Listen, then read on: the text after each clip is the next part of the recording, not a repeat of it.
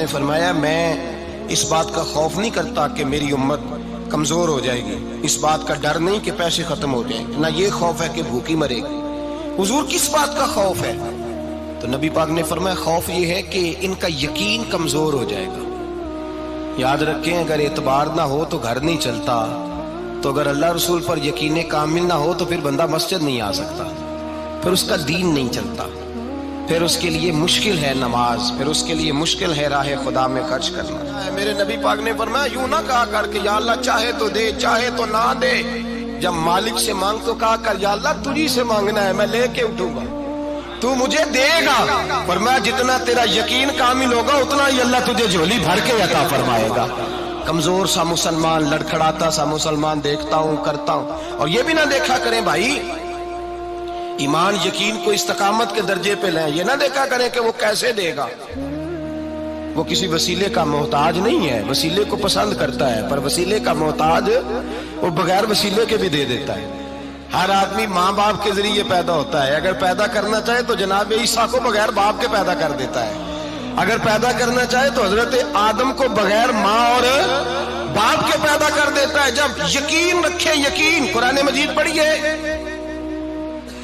حضرت موسیٰ علیہ السلام فرعون کے دربار میں کھڑے ہیں، چاروں جانب دشمن ہی دشمن ہے،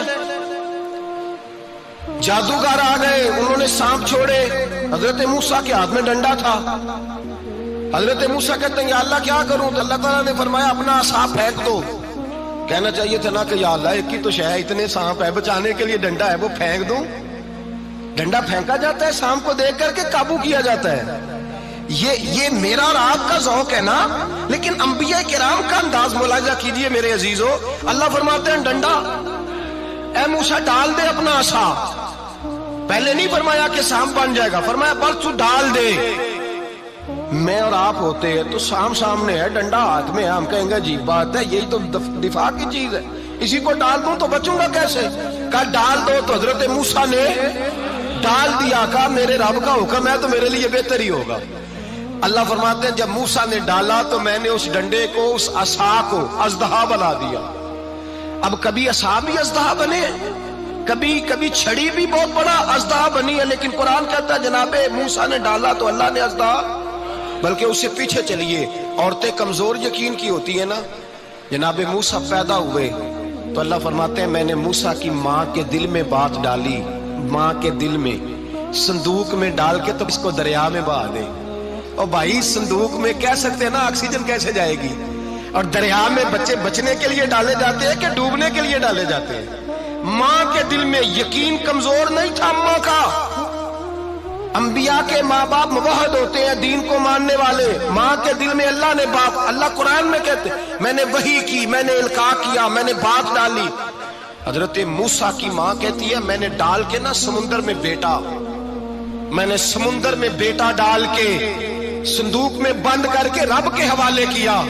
آپ فرماتے ہیں میرے مالک کا بھروسہ کیا تو پھر میرے مالک کا کام دیکھو، کمال دیکھو، میں نے دریا میں ڈالا، اللہ نے فرعون کے گھر میں میرے بیٹے کی پرورش کرا دی۔ یہ یقین کہ حضرت موسیٰ کے پاس قوم آئی، قرآن پڑھیے، کہ جناب پانی چاہیے، وَإِذِ اسْتَسْقَىٰ مُوسَىٰ لِقَوْمِهِ، موسیٰ نے اپنی قوم کے لیے پانی مانگا، ہم نے کہا فَانْفَجَرَتْ مِنْهُ اثْنَتَا عَشَرَةَ عَيْنًا، اپنا ڈنڈا پتھر پہ مارو۔ عقل والا آدمی ہوتا تو اڑ جاتا، کہتا یا اللہ پتھروں سے بھی کبھی پانی نکلا ہے؟ اضرب بعصاک الحجر، مارو پتھر پہ ڈنڈا۔ اللہ کے نبی نے منٹ نہیں لگایا، ٹھا کر کے ڈنڈا لگایا، فانفجرت منہ اثنتا عشرۃ عینا۔ اللہ فرماتے ہیں جناب موسیٰ نے ایک عصا مارا، میں نے 12 چشمے جاری کر دیے۔ تو لے تو لا اللہ کرتا ہے، اللہ کہتا ہے پڑھ نماز روزی دوں گا، کہتا ہے سوچتا ہوں۔ اللہ فرماتے ہیں آجا مسجد میں تیرا ہو جاؤں گا، کہتا ہے دیکھتا ہوں۔ رب فرماتا ہے تو میرے محبوب کی غلامی کر، میں تجھے محبوب بنا لوں گا۔ تو کہتا ہے تھوڑا بڑا ہو کے داڑھی رکھنی ہے، ابھی سیانا ہو کے میں ذرا سرٹیفکیٹ لے لوں اسرائیل سے کہ کتنے سالوں کے بعد آئیں گے، پھر شروع کروں گا۔ پروگرام بنا رہا ہے، ابھی تو ارادے میں ہے۔ اللہ کے پیغمبر کا ڈنڈا، اور اس سے زیادہ آگے بات ہو گئی، پیچھے فوج لگی ہوئی ہے فرعون کی، مجمع ہے، ہزاروں لاکھوں کا لشکر لے کے، تلواریں نیزے، فرعون پیچھے، آگے دریا آ گیا۔ حضرت موسیٰ علیہ السلام کھڑے ہیں، اب کدھر جائیں؟ اللہ پاک نے فرمایا مارو ڈنڈا۔ کہاں؟ پانی پہ ڈنڈا مارو۔ اب حضرت موسیٰ علیہ السلام پانی پہ ڈنڈا مارے تو پانی ابلے گا، اس سے زیادہ کیا ہوگا؟ پہلے پتھر پہ ڈنڈا مروایا تو پانی نکلا، اب پانی پہ ڈنڈا مروایا فَإِذْ فَرَقْنَا بِكُمُ الْبَحْرَ فَأَنْجَيْنَاكُمْ وَأَغْرَقْنَا آلَ فِرْعَوْنَ۔ اللہ فرماتے ہیں موسیٰ نے پانی پہ ڈنڈا مارا تو میں نے پانی میں رستے بنا دیے۔ ایک جگہ ڈنڈا مارا تو پانی نکل آیا، دوسری جگہ عصا مارا تو پانی خشک ہو گیا، 12 چشمے بن گئے، 12 رستے بن گئے دریا میں سے۔ حضرت موسیٰ علیہ السلام گزر گئے اور اللہ فرماتے ہیں فرعون بھی آیا تو اسے میں نے غرق کر دیا، اور وہ کھڑا دیکھتا ہی رہ گیا کہ بنا کیا ہے۔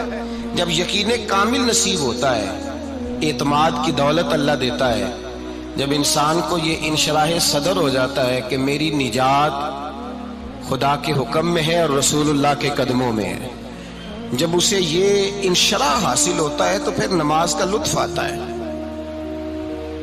غور کیجئے کیا جملہ کہہ دیا میں نے، پھر اسے نماز کا پھر اسے نماز بوجھ نہیں بلکہ نماز نہ پڑھے تو اس پر بوجھ ہوتا ہے، پھر قرآن مجید اس کی روح کا ساتھی ہو جاتا ہے، پھر عبادات، تقوی، پرہیزگاری، پھر وہ ایک سنت کے چھوٹنے پر پریشان رہتا ہے جب یقین کی دولت نصیب ہوتی ہے۔ قرآن مجید فرقان حمید نے کہا ایمان لاؤ تو پھر ایمان پہ ڈٹ جاؤ، مسلمان بنو تو پھر اسلام پر۔ پھر یہ جو کمزوری ہے نا، یہ دیکھتے ہیں، کرتے ہیں، چلتے ہیں، ابھی کل ابھی پرسوں، بہانے، ہیلے، ابھی میں نماز شروع کرتا ہوں، دیکھتا ہوں لا الہ الا اللہ محمد الرسول اللہ صلی اللہ علیہ۔ جب کسی نے کلمہ پڑھا تو اس پر پورا دین ضروری ہے، پورا۔ اب وہ یہ نہیں کہہ سکتا کہ تھوڑا تھوڑا کر کے آؤں گا۔ یقین کی دولت نعمت ہے۔ اللہ پاک قرآن مجید میں فرماتے ہیں ان الذین قالوا ربنا اللہ ثم استقاموا، جنہوں نے کہا کہ اللہ ہمارا رب ہے اور پھر وہ اس پر ڈٹ گئے، پھر اس پر وہ کہا تو ڈٹ گئے، کھڑے ہو گئے، نہیں اللہ ہی رب ہے، اللہ ہی دینے والا، اللہ ہی مالک، اللہ ہی ہمارا رازق ہے، رب ہی ہمارا سب کچھ۔ جب ڈٹ گئے تو فرمایا تتنزل علیہم الملائکہ، پھر میں ان کی مدد کے لیے آسمان سے فرشتوں کا نزول فرمایا کرتا ہوں۔ فرشتے کیا کہتے ہیں؟ اللہ تخافوا ولا تحزنوا، غم نہ کرنا، خوف نہ کھانا، وابشروا بالجنۃ التی کنتم توعدون، ہم تو تمہیں اللہ تبارک و تعالیٰ کی اس جنت کی خوشخبری دینے آئے ہیں جس کا رب نے تمہارے ساتھ وعدہ کیا ہوا ہے۔ پھر فرشتوں کا نزول ہوتا ہے، لیکن شرط کیا ہے کہ ایمان لائے، اور پھر ایمان پر پھر یہ نہ سوچے کہ وہ کس طرح دے گا، وہ کیسے عطا کرے گا، وہ میری مدد کس طرح کرے گا، نظام کیسے چلے، ڈٹ جائے، کہے میرے اللہ کا حکم ہے تو میں نے حلال ہی کھانا ہے، میرے رب کا حکم ہے تو میں نے تھوڑے پہ ہی گزارا کرنا ہے، میرے مالک کا حکم ہے تو میں نے اپنی جیب دیکھنی یا دوسرے کی نہیں دیکھنی، میرے رب کا حکم ہے تو میں نے اس کی اطاعت میں رہنا۔ جب ڈٹ جائے گا اللہ کے احکامات پر، جب ڈٹ جائے گا تو اللہ فرماتا ہے پھر میں تیری دولتیں اگر کسی کو اللہ دے دے تو سمجھے اللہ نے اسے دنیا کی سب سے زیادہ دولت عطا فرما دی۔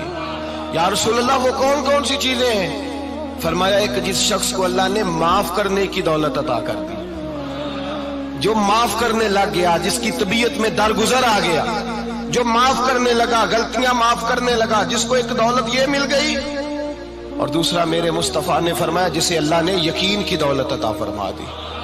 جس کو یہ دو دولتیں مل جائیں، ایک درگزر کرنا، دوسرا رب رسول پہ یقین کامل رکھنا، اسے کائنات کی ہر شے مل گئی۔